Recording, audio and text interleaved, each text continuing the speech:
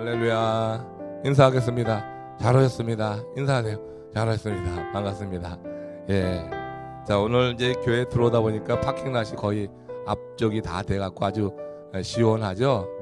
오랜 동안 그냥 뭐 밀려가지고 답답했던 게 이렇게 또 한번 되니까 한순간에 되네요. 그죠? 한 달 이상 뭐 그냥 안 돼가지고 이거 언제 되냐 퍼밋이 언제 나오냐 했는데 또 한번 되니까 한순간에 이렇게 되는 거 보면서 하나님의 때가 있는 거다. 또 그렇게 생각을 해봐요. 우리가 살면서 내 생각, 내 계획, 내가 생각한 대로 딱딱 되면은 뭐 그때 좋고 그렇지 않으면은 시험에 드는 게 아니라 그저 하나님이 선한 방향으로 우리 이끌어 가시면은 결과는 하나님의 뜻 가운데 이루어진다. 그런 마음 가지고 여러분 기다리면서 하나님께 더욱더 큰 영광 돌리고 가까이서 살아갈 수 있기를 주의 이름으로 축원합니다. 그리고 주변에 또 악한 사람들 볼 때 너무 또 답답하지 말고 하나님께서는 또 악인들은 하나님의 방식대로도 처단하는 그런 때가 있는 것을 보게 돼요. 우리 시편 37편을 보면서 악인이 득세하고 의인이 고난당하는 이런 현실 가운데 참 이런 모호하고 불합리한 상황 속에서 이 다윗 시인이 하나님을 향한 신실한 믿음을 변치 않고 끝까지 하나님을 의뢰하면서 이런 악순환, 이런 악한 상황 속에서도 하나님을 의뢰합니다 하는 그런 고백들을 계속해 해오던 것을 우리가 읽으면서 또 우리도 도전받고 계속해서 신실한 삶을 살아야 되겠다는 그런 다짐을 한번 해봤습니다. 자, 오늘 말씀 가운데 그런 내용이 있어요. 자, 한번 시편 37편 오늘 32절부터 40절까지 마지막 강의로 정했는데 34절 여기부터 보겠습니다. 시편 37편 34절 한번 보세요. 같이 읽습니다. 여호와를 바라고 그의 도를 지키라. 그리하면 내가 땅을 차지하게 하실 것이라. 악인이 끊어질 때 내가 똑똑히 보리로다. 여호와를 바라고 그의 도를 지키면 네가 땅을 차지하게 하실 것이다 그랬어요. 그러니까 하나님께서 땅을 차지하도록 그렇게 행하신다 이런 얘기거든요. 근데 그 뒤에 표현 보면은 악인이 끊어질 때가 똑똑히 악인이 끊어질 때에 내가 똑똑히 보리로다 하는 말씀과 함께 있어요. 그러니까 의인이 땅을 차지하는 그때 악인은 이렇게 똑똑히 그 땅에서 끊어지는 그때가 임할 것이다 하는 것을 말씀하면서 지금 1절부터 계속되어져 오던 그런 악인의 득세 그리고 의인의 고난에 대해서 우리가 어떤 그런 입장으로 기다려야 될지를 여기서 이렇게 말씀해 주고 있어요.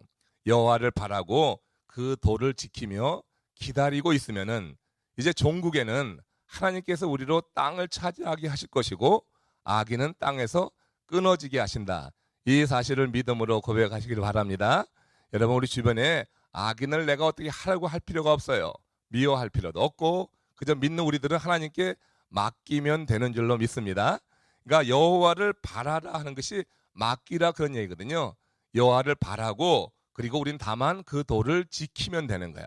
그러면은 하나님께서 일하시는 것은 그냥 한순간에 하나님께서 역사하실 때 하나님이 이루실 일을 우리가 보게 된다고 하는 거잖아요. 여러분 지난 주간 이번 주간이죠. 얼마나 놀라운 소식이 있어요. 그 안희정 씨가 그렇게 여러분 낙마할 줄 어떻게 알았어요? 그죠? 대단한 뉴스예요. 이거는 이게 뭐 정치적인 프레임도 좀 있다고 하는 얘기를 듣지만 그 팩트는 변함이 없거든요. 잘못한 그 일은 분명하잖아요. 미투 운동에 걸려가지고 정치적으로 식물인간이 되었어요. 여당의 다음 대권주자 1순위입니다. 안희정 씨가. 그런데 그 1순위가 고지를 바로 눈앞에 두고 그렇게 낙마할 줄 세상에 누가 알았어요. 미투라고 하는 허리케인이 얼마나 강력한지 정치계의 거목을 뿌리채 지금 다 뽑아버리는 괴력을 발휘하고 있는 것을 봐요. 이 미투를 정치적으로 이용하지 말고 정말로 여야를 떠나서 이참에 인간의 탈을 쓰고 악을 자행하는 그런 자들의 실체가 드러나고 하나님께서 심판하는 그런 계기가 되었으면 좋겠어요. 정치적으로 이용하려고 하는 것 정말 그거는 원치 않는데 정말로 이렇게 오랜 동안 눌려 있었던 그런 이제 정말 연약한 이들이 이렇게 하나님께서 이루시는 일처럼 한순간에 이렇게 심판이 다가오고 이렇게 보는 것처럼 악인이 끊어질 때 네가 똑똑히 보리로다. 그 당한 입장에서는 얼마나 그게 억울하겠어요.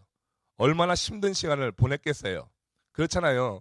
나는 당했는데 상대는 그냥 쭉쭉 잘 뻗어나가는 거예요. 악인이 그렇게 잘 되는 거잖아요. 당한 입장에서는 얼마나 힘든 시간인데, 그런데 그는 뭐 그냥 계속해서 이렇게 인정받으면서 그렇게 올라간단 말이에요.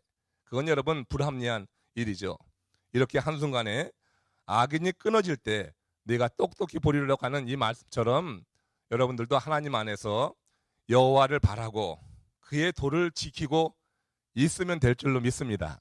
우리가 여러분 신앙생활 하는 건 그거예요. 하나님께 맡기는 거야. 내가 어떻게 하려고 하지 말고 하나님께 맡기는 거야. 이게 참 힘들어요.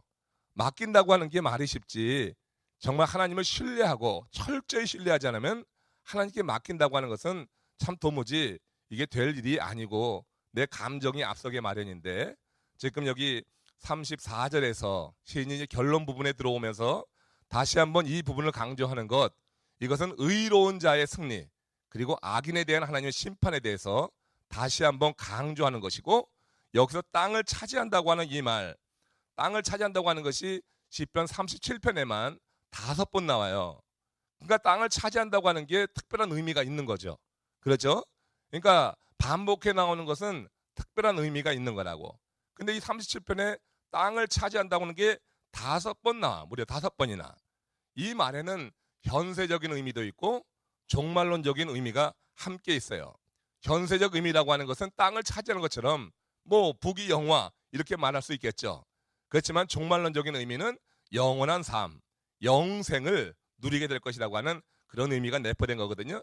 그러니까 땅을 차지한다고 하는 것을 이렇게 이상적으로만 볼 것도 아니고 현실적으로만 볼 것도 아니고, 하나님께서는 의로운 자, 여호와를 바라고 그 도를 지키는 자에게 하나님께서 궁극적으로 이런 복을 겸하여서 주시는 줄로 믿습니다.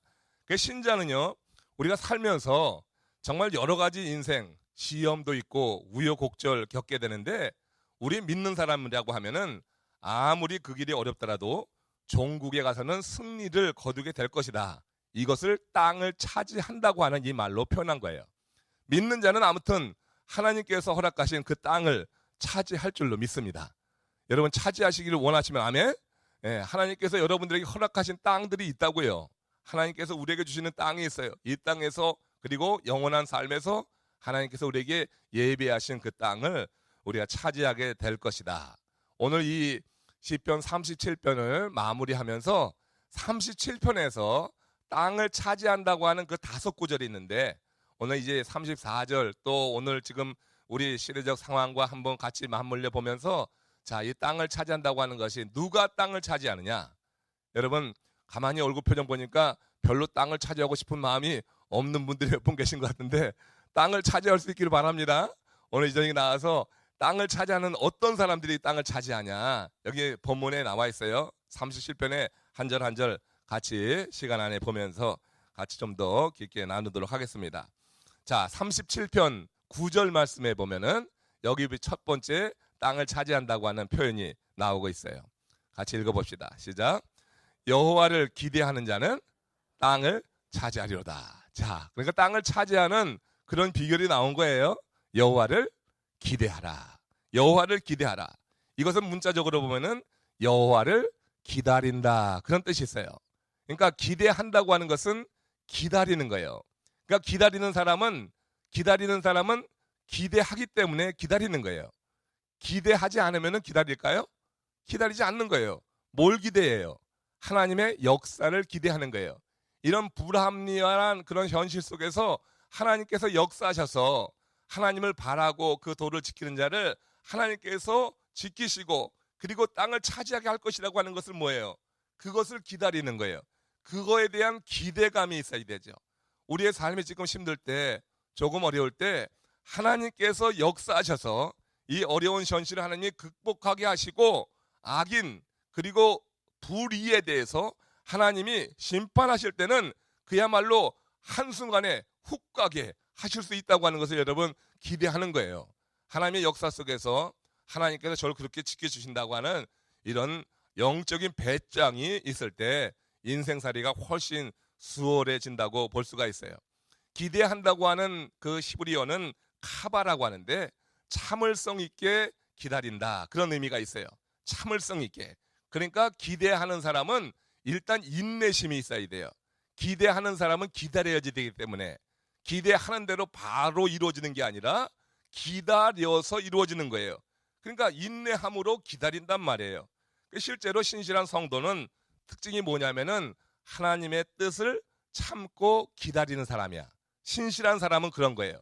조급한 사람은 그걸 기다리지 못하니까 그냥 속이 복닥이는 거예요. 그러면서 자기 스스로 어떻게 무너지고 마는 거예요.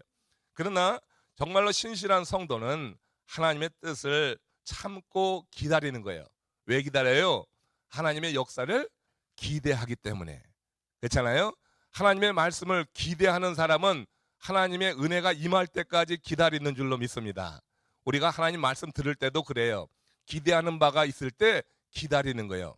예배도 기다리는 거예요. 그렇잖아요. 기대하는 바가 없는데 예배 기다렸다가 오는 경우 없잖아요. 어떻게 그냥 하다 보니까 의무가 돼서 오기도 하고 시간이 돼서 마지못해 오기도 하는 경우도 있는데, 정말로 기대하면은 기다렸다가 그 시간 되면 와서 예배해서 하나님을 영화롭게 하고 은혜 받는 줄로 믿습니다. 그래서 땅을 차지한다고 할 때 첫 번째 어떤 사람이 차지하느냐? 여호와를 기대하는 거예요. 여호와를 기대한다고 하는 것은 하나님께서 역사하셔서 불의한 세상을 이제 바로 잡아주시고 그 불의한 세상 속에서도 믿음을 지키고 여호와를 바라고 그 도를 지켜 행하던 자를 하나님께서 회복시켜 주실 것을 기대하는 거예요. 아멘? 크게 아멘? 네, 그래요. 그렇게 아멘 하셔야지 좋아. 자, 이렇게 기대할 때 우리가 기다릴 수 있고 기대하는 자가 땅을 차지하게 되더라 하는 것입니다. 우리 믿는 자들이 기대하는 것은 세상 사람들이 기대하는 것과 달라요. 세상 사람들도 뭔가 좋은 일을 기대하기 때문에 살아요. 기대하는 게 없으면은 살 의욕이 없어요, 별로 사실. 뭔가를 기대하죠. 예? 내 자녀가 뭐 이렇게 출세하는 것을 기대한다든지 직장에서 프로모션을 기대한다든지 나름 각각 사람들이 뭔가 크든 작든 기대하는 게 있어야지 삶의 활력이 있잖아요. 그렇잖아요? 그러니까 기대한다고 하는 것은 굉장히 중요한 신앙 성장에 매우 중요한 거예요. 그러니까 이것이 세상적인 그런 기다림이 아니라 주님 안에서 이렇게 우리가 기대한다고 하는 것, 우리가 기대하는 것은 세상 사람들과 다르다. 그래서 시인은 뭐라고 했냐면 그걸 가리켜서 한번 따라하세요. 여호와를 기대하라. 예, 그래. 우리가 기대하는 것은 세상이 기대하는 것과 다르다고. 세상이 기대하는 것은 지금 말씀드린 그런 거예요. 우리들 마음 가운데 혹시 소원으로 담고 있는 그런 내용들인데, 그런데 이렇게 믿는 하나님의 사람들이 기대하는 것은 여호와를 기대하는 거다. 여호와를 기대하는 것은 어떤 의미라고요? 여호와의 역사를 기다린다고 하는 거예요. 하나님의 역사를 기다리는 거예요. 하나님의 역사는 하나님의 시간에 따라 임하지 내가 정한 시간에 따라 임하는 게 아니에요. 그래서 하나님의 때를 기다리는 것과 같은 의미를 갖게 되는 것입니다. 두 번째, 땅을 차지하는 사람이 어떤 사람이냐? 시편 37편 11절 말씀 같이 보십시다. 시편 37편 11절, 첫 번째는 여호와를 기대하는 자라고 그랬어요. 두 번째 시작. 온유한 자들은 땅을 차지하며 풍성한 화평으로 즐기리로다 했습니다. 여러분, 온유한 자예요. 자, 이 온유한 자가 땅을 차지한다고 하는 것은 예수님께서 마태복음 5장 5절에서 하신 그 말씀이죠. 그러니까 이 시편 37편에서 온유한 자가 땅을 차지한다고 하는 것을 아까 말씀드렸지만 종말론적인 의미가 있다고 그랬어요. 예수님이 팔복에서 온유한 자는 복이 있나니 저가 땅을 차지할 것이요 했을 때 그 땅을 얻는다고 하는 것은 뭐예요? 그것은 종말론적인 영원한 삶을 의미하는 거거든요. 그래서 여기서 이제 온유한 자가 차지하는 그 땅, 이 땅을 내세적인 그런 종말론적인 의미로 볼 수도 있지만 구약에서는 이런 물질의 복, 그리고 하나님께서 주시는 많은 세속적인 복을 정말 하나님이 위로부터 택한 자들에게 주시는 복으로 여기는 거니까 또 이건 현세적인 복으로도 같이 생각할 수 있는 그런 말씀입니다. 그래서 온유한 자가 진짜 땅을 차지하는, 그래서 풍성한 화평으로 즐거워하리로다 했어요.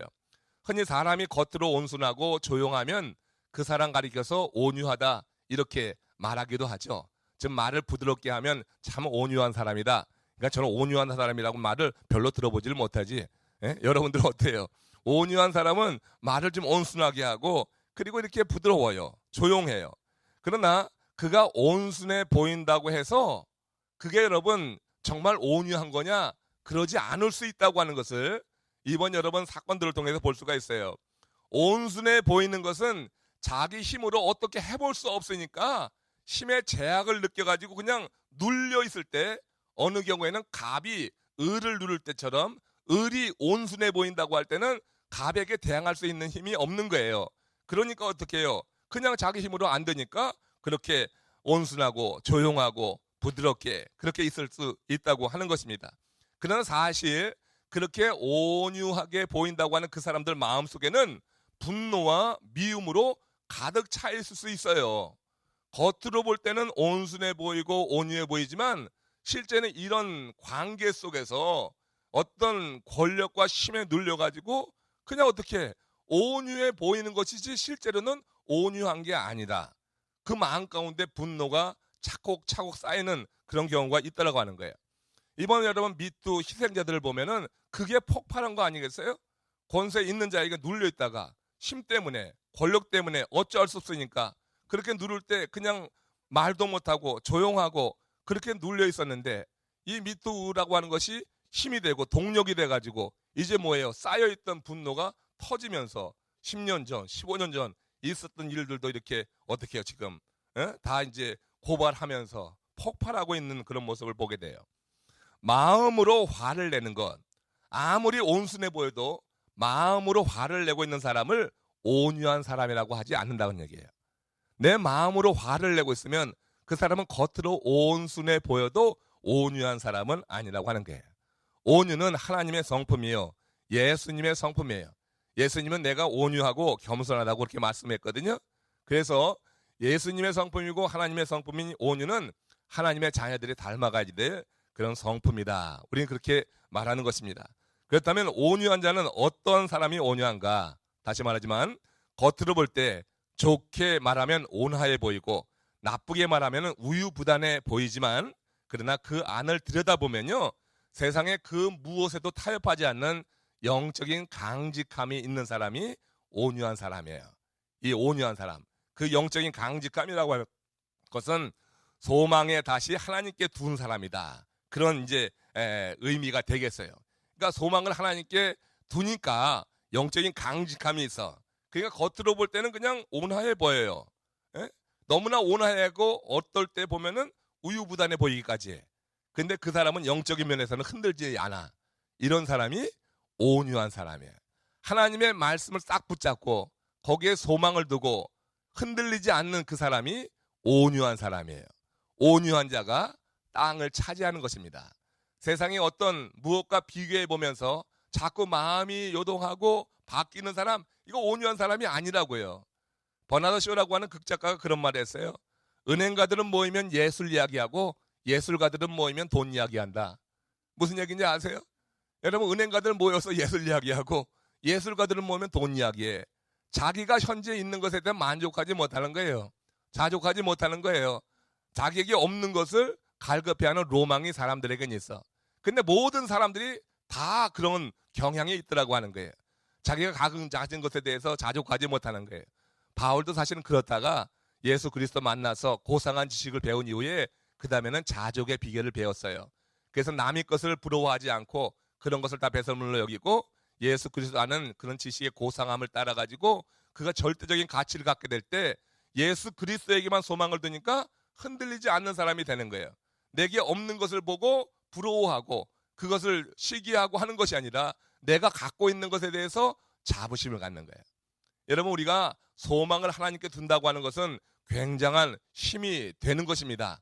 거기에 닷을 내린다고 하는 것, 하나님께 닷을 내린다고 하는 것이 이렇게 세상이 막 그냥 변해가고 뭐 가치관이 막 그냥 혼동되고 하는 이런 세상 속에서 우리가 바른 길로 그렇게 가는 온유한 마음을 가지고 강직하게 어떻게 하나님의 그런 은혜 안에서 하나님께서 정해주신 길을 가는 그런 온유한 삶을 위해서 대단히 중요하다고 봐요.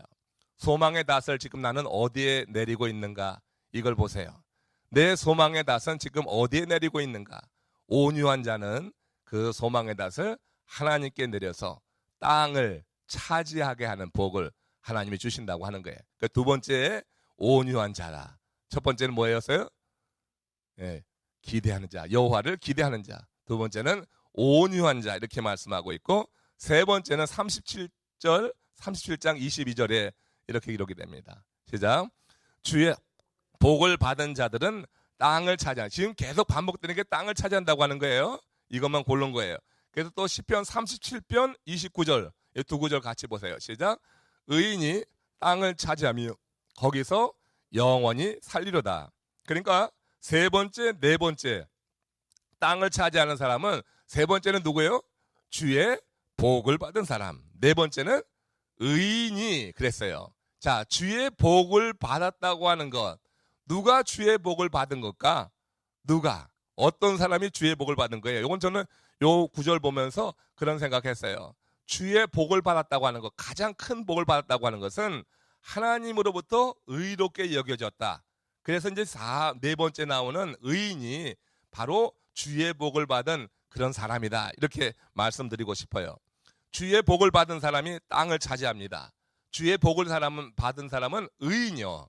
하나님께서 의롭게 여겨주시는 그런 의인, 이런 사람이 땅을 차지하는데, 이건 종말론적인 의미가 많이 있는 그런 표현 같아요. 여러분, 종말론적인 의미에서 땅은 천국을 말합니다. 그런데 이 천국은 주의 복을 받는 자만이 밟을 수 있는 거예요. 그렇죠? 자기 능력, 실력, 수완을 의지하는 사람은 세상의 지경을 넓혀 갈 수는 있을 거예요. 그러나 그런 사람이 천국을 그렇게 차지할 수는 없어요. 천국은 주의 복을 받은 자만이 여러분 차지합니다. 천국은 주의 복을 받은 자만이, 그 땅은 주의 복을 받은 자만이 차지하는 거예요. 그래서 세 번째, 네 번째를 종말론적인 의미로 저는 해석한다는 거예요. 그러니까 의인이 뭐예요? 의인이 누구예요? 하나님이 의롭게 여겨주신 자. 오늘 우리 신학적인 이런 관점을 가지고 얘기하면은 예수 그리스도의 대속의 죽음, 지금 이 사순절 지나는 그런 의미를 새기면서 대속의 죽음을 통하여서 우리가 의롭게 여겨짐을 받은 의인이 됐단 말이에요. 그렇죠? 그러니까 우리가 의인이라고 하는 것이 주의 복을 받은 가장 특징적인 그런 특징이 아닌가, 이것이 하나의 증거가 아닌가, 그런 생각을 해봐요. 그래서 이 종말론적인 의미에서 땅을 차지한다고 하는 것, 이건 영원한 삶과 연결되어지는 그런 말씀이겠다 생각을 합니다. 여러분, 성경에서 말하는 의인, 여기 네 번째 의인을 말하고 있으니까 이 의인이 과연 누군가, 그리고 악인은 누군가요? 성경에서 말하는 의인, 악인은 도덕적, 윤리적 차원에서 말하는 게 아니죠. 성경에서 의인과 악인은 하나님과의 관계 안에서 설명될 수 있어요. 그렇잖아요? 그러니까 하나님 안에 있는 사람은 뭐가 돼요? 그게 의인이지. 그리고 하나님 밖에 있으면은 악인이 되는 거예요. 이게 무슨 의미가 있어요? 하나님 안에 있다고 하는 것은 어떤 의미예요? 하나님 안에 있다고 하는 것은 하나님의 통치 안에 있다고 하는 것이죠. 그 하나님 밖에 있다고 하는 건 뭐예요? 하나님을 의지할 필요가 없다고 주장하는 교만한 자예요. 그러니까 하나님 안에 있냐, 하나님 바깥에 있느냐, 하나님과의 관계 안에서 성경은 의인을 말하고 또 악인을 말씀하고 있어요. 우리는요, 하나님 안에 있는 의로운 자가 되어서 복 받은 자로서 땅을 차지해야 될 줄로 믿습니다. 그래서 세 번째, 네 번째를 같이 묶어가지고 저는 그렇게 생각해 봤어요. 자, 시편 37편 39절 40절에 보면은 여기 의인에 대해서 이렇게 또 설명을 합니다. 결론 부분이에요. 같이 읽습니다. 시작. 의인들의 구원은 여호와로부터 오나니 그는 환난 때 그들의 요새이시로다. 여호와께서 그들을 도와 건지시되 악인들에게서 건져 구원하심은 그를 의지한 까닭이로다. 자, 의인들의 구원은 여호와께로부터 온다. 근데 그 구원이 뭐예요? 그를 의지한 까닭이로다. 그를 의지하는 것은 결국 뭐야? 그 안에서 그의 통치를 받는다고 하는 그런 말이 될 거고, 그 안에서 그의 통치를 받는다고 하는 것은 결국 예수 그리스도의 대속의 그런 죽음을 통하여서 우리가 죄를 사함 받고, 그리고 어떻게 하나님의 통치 안으로 들어가는, 그래서 하나님 안에 거하는 그런 사람을 말할 거예요. 의인의 구원은 그를 의지한 까닭입니다. 우리가 그를 의지하지 않고 구원에 이를 방법이 없는 거잖아요. 기독교는 이론의 종교가 아니라 또 감정의 종교가 아니라 의지의 종교라고 그렇게 말해요. 세상 일을 하려고 하는 의지의 종교가 아니라 하나님을 믿으려고 하는 의지의 종교다. 우리가 하나님을 믿으려고 하는 그런 의지, 기쁠 때나 슬플 때나 하나님을 의지하려는 그런 하나님의 사람들, 그런 사람들이 구원에 이른다, 이렇게 말할 수 있어요. 의지라고 하는 단어 히브리어는 바타흐라고 하는데 이것은 뭐뭐에 매달린다, 그런 뜻이 있어요. 뭐뭐에 달린다. 그래서 영어로는 클링 투 그렇게 이야기하거든요. 그러니까 성경에서 하나님을 의지한다고 하는 말은 하나님께 매달리는 것을 말하는 거예요. 하나님께 매달리는 것. 우리가 하나님을 의지해야 되는 이유는 그것이 하나님의 명령이기 때문에 의지한다. 그러니까 하나님을 의지하는 것은 성도의 기본 자세이다, 이렇게 말할 수가 있어요. 예레미야 17장 7절 말씀에 보면은 예레미야가 이와 관련해서 이렇게 또 우리에게 권면합니다. 한번 같이 보세요. 자, 의지한다고 하는 것. 시작. 무릇 여호와를 의지하며 여호와를 의뢰하는 그 사람은 복을 받을 것이다. 그래서 이 복이라고 하는 것이 다 뭐냐면 땅을 차지하는 것과 관계가 되어지는 것입니다. 그 현세적이든지 혹은 종말론적이든지 이 땅을 차지하는 그런 복을 누리게 된다. 예레미야는 여호와를 의지하는 자를 물가에 심긴 나무에 비유해서 예레미야 17장 8절에서는 이렇게 말해요. 읽어보세요. 17장 8절 시작. 그는 물가에 심어진 나무가 그 뿌리를 강변에 뻗치고 더위가 올지라도 두려워하지 아니하며 그 잎이 청청하며 가무는 해에도 걱정이 없고 결실이 그치지 아니함 같으리라. 여러분, 강변의 뿌리를 뻗치고 있는 것, 이것은 무슨 의미가 있냐면은 하나님의 말씀의 강변을 말하죠. 의로운 자가 하나님을 의지한다고 하는 것을 강변에 심겨진 나무, 그래서 강변에 뻗친 그런 나무를 표현하는데 이건 하나님의 말씀의 강변을 의미하죠. 그래서 여호와를 의지하는 자는 많은 시험과 환난, 여기 표현되어 있는데 많은 그런 가무는 해도 걱정이 없다. 이 말은 더위, 이것인 다시 말해서 시험과 환난을 말하는데 그런 가운데도 견디는 거잖아요. 이게 시편 1편에 있는 것 같아요. 시냇가에 심겨진 나무가 시절을 쫓아 과실을 맺는 거, 그 잎이 청청한 거, 결국 뭐예요? 시냇가, 그 말씀 아니겠어요? 그러니까 하나님의 말씀 안에 심겨져 있는 그 나무 같은 의인, 하나님을 의뢰하는 자가 이런 많은 시험과 환난, 여기 표현을 보면은 더위라고 그랬어요. 더위 가운데도 어떻게 걱정이 없고 결실이 그치지 않는다. 이 얘기는 하나님과 다른 사람에게 혜택과 이익을 주는 그런 열매를 많이 맺는다, 이런 의미가 되는 거예요.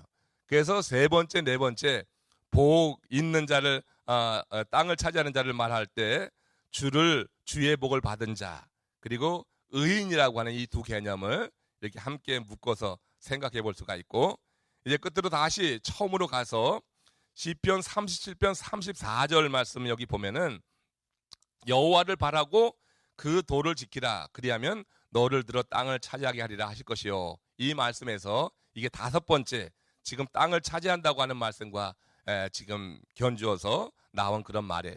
땅은 누가 차지하냐? 여호와를 바라고 그 도를 지키는 자다. 그래서 처음으로 들어간 거예요. 그 다섯 가지를 오늘 말했어요. 땅을 차지하는 자는 과연 누구냐? 여호와를 기대하는 자다. 땅을 차지하는 자는 누구냐? 온유한 자다. 땅을 차지하는 자는 누구예요? 주의 복을 받은 자다. 그 사람이 누구예요? 의인이다. 그리고 끝으로 이 의인들은 여호와를 바라고 그 도를 지킴으로 그 삶을 증명한다고 하는 거예요. 그리하면 너를 들어 땅을 차지하게 하실 것이다 해서 이렇게 결론적으로 다섯 가지 땅을 차지한다고 하는 말, 그리고 어떤 사람이 땅을 차지할 것이냐, 시인은 이렇게 여기서 지금 강조하면서 정말로 이 세상이 불의하고 그리고 의로운 자가 고난당하는 이런 불합리한 세상 속에 살아가지만 결국 어떻게 다시 이제 이 땅을 차지한다고 하는 이 개념 하나를 가지고 중간중간에 이 땅을 차지하리로다, 땅을 차지하리로다 하는 이런 말씀을 통해서 이렇게 불의한 세상 속에서 좌절되고 절망하는 그런 상황에 있는 그 백성들에게 희망을 주고자 하는 그런 이제 시로 우리가 이 본문을 읽을 수가 있을 거예요. 여러분, 환자에게 제일 무서운 건 그건 드러난 병이 아니에요. 마음으로 낭망하는 게 제일 무섭다고 하잖아요. 그죠, 장로님? 예, 겉으로 드러난 게 아니라 마음으로 낙심하는 거, 이게 더 큰 병이라고 하죠. 군인에게 가장 무서운 것은 적의 크기가 아니라 내적 결속과 어떤 전의의 상실, 이것이 무서운 거잖아요. 마찬가지로 성도가 무너지는 것은 외적인 환란이 아닌 것 같아요. 내적인 불신이에요. 외적으로 어렵다고 사람이 무너진 게 아니라 내적으로 불신이 생기면은 그러면은 무너지고 마는 거예요. 그러면 뭐예요? 그렇게 돼가지고서는 우리가 지금 말하는 땅을 전혀 차지할 수가 없어요. 사단 마귀는 우리를 내적으로 무너뜨려가지고 우리로 결국 이런 땅을 차지하지 못하도록 그렇게 역사합니다. 그래서 내적으로 무너지는 사람이 여호와를 기대하겠어요? 기대하지 않는 거예요. 그렇잖아요. 내적으로 무너지는 사람이 소망을 하나님께 두고 온유한 자가 되겠어요? 그렇게 안 되거든요. 그러니까 내적으로 무너지는 자가 주의 복을 받지 않고 결국 의롭게 되지도 않고 주를 바라고 또 그 말씀 가운데 맡기고 살아가는 이런 인생이 될 수가 없는 거죠. 우리가 여러분 내적으로 무너지지 않는다고 하는 것, 신실한 신앙생활하는데 매우 중요한 그런 요인인 것 같아요. 우리가 요즘 새벽마다 베드로 전후서를 읽었었는데, 베드로 전후서에서 지금 사도 베드로가 흩어진 나그네 된 그런 여러 초대교회 성도들에게 강조하는 게 뭐였어요? 여러분 다 읽으셨으니까 기억나시죠? 뭐였죠? 흩어진 나그네 된 초대교회 성도들에게 강조하는 게 뭐냐고요. 그 당시에 로마의 핍박이 굉장히 아주 정말로 혹독했어요. 그저 허리케인이 몰아치는 것처럼 초대교회 성도들을 막 그렇게 잡아 가두고 죽이고 하는 그런 아주 환란의 때였어요. 근데 이 베드로 전후서를 읽으면서 느낀 게 뭐냐면은, 베드로 사도는 그런 외적인 환란 이런 거에 대한 얘기보다는 교회 안에 내적인 문제를 이렇게 거론하더라고요. 그러니까 바깥에 그렇게 엄청난 환란이 있지만 베드로가 관심하는 것은 성도들의 내적인 그런 모습이었다고 하는 거야. 그러니까 내적으로 그들을 잘 단도리하고 그들이 신앙의 본질만 세울 수 있다고 하면, 그래서 내적으로 무너지지 않고 내적으로 불신만 없다고 하면은 외적인 환란은 문제가 아니라고 하는 것을 저는 그 베드로 전후서 읽으면서 그 점에 여러분 포커스를 맞췄어요. 굉장한 어려움이 있지만 베드로 사도는 그런 어려움 때문에 성도들을 뭐 격려하고 달콤한 말로 위로하고 감언이설로 이렇게 얘기하지 않았어요. 곧 이거 뭐 지나갈 것이다 이런 식의 위로의 말보다는 실제로 그 베드로 사도가 강조했던 것은 그들의 신앙의 순수성, 그들이 무엇을 더 관심하고 거기에 집중해야 될지 그것을 말했어요. 그래서 우리를 사신 주를 부인하지 않도록 그렇게 권면했다고요. 그러니까 거짓 교사들은 우리를 사신 주를 부인하라고 그렇게 계속해서 도전하고 유혹하는데, 그래가지고 쓰는 방법이 뭐라고 그랬어요? 그래갖고 쓰는 게 뭐예요? 예? 그게 뭐예요? 성, 돈, 그리고 육신의 자유, 이 세 가지야. 이거 여러분 보세요. 이 얘기 왜 하냐면은 지금 이 시대에도 사단이 역사하는 건 똑같은 거예요. 지금 여러분 무너지는 게 왜 무너져요 지금? 그렇게 여러분 굳건히 서 있던 사람이 한순간에 훅 가는 게 왜 가는 거예요? 그거 다 성이에요. 성적인 문제. 여기 걸리면요 우리 쪽에서 참 살아남기 어려워요. 이게 성적인 문제와 물질, 돈의 문제야. 이 두 가지 탁 걸려버리면 어떤 정치인이 거기 살아남냐고요. 그거 다 자빠지고 말잖아요.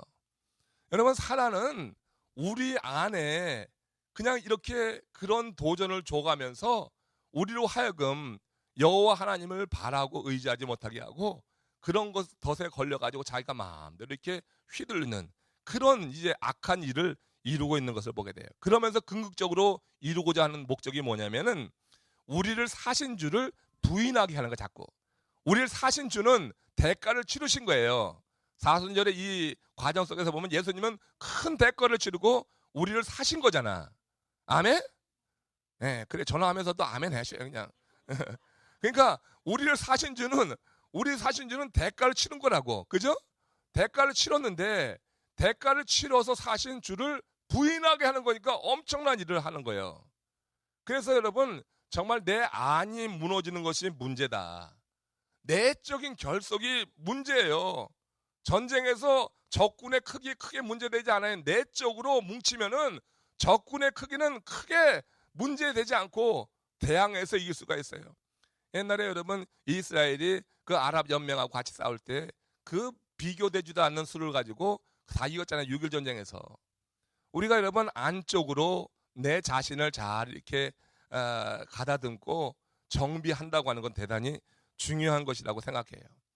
정말 병들어서 그것도 고통이지만 그 마음에 낭망할 때 그 병을 더 키우는 거고, 우리가 영적으로 병들었을 때 성도가 무너지는 것, 외적인 환난이 아니라 내적인 불신이다.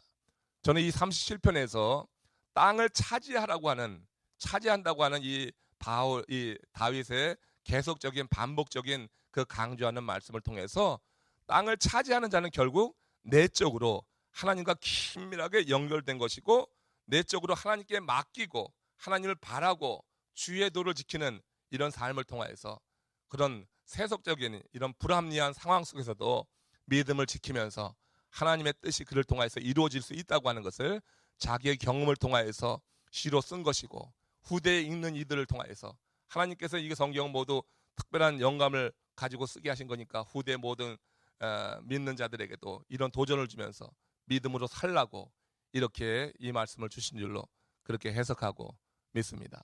오늘 이 저녁에 여러분들이 시편 37편 이제 마무리하면서 제일 강조하는 거 그겁니다. 여러분들이 내적으로 주님 안에서 어떤 관계를 맺고 있는가, 나는 정말 여호와를 바라고 있는가, 그 도를 지키고 있는가. 그래서 땅을, 하나님이 제시하시는 그 땅을 차지한 하나님의 사람인가, 이 시편 30편 읽으면서 그런 부분에 대한 집중적인 묵상이 있고요, 적용해 볼 수 있기를 주님의 이름으로 축원합니다. 거기서 같이 기도합시다. 잠시 37편 전반적인 얘기 이미 다 말씀을 드렸어요. 그런 말씀 생각하시면서 같이 합심으로 기도하시면서 하나님의 은혜 안에서 여러분들에게 허락하신 땅을 차지하는 그런 신실한 주의 용도를 되길 바랍니다. 잠시 합독빈으로 기도합니다. 아버지 하나님 감사합니다. 오늘 저녁에 우리를 불러주셔서 주의 말씀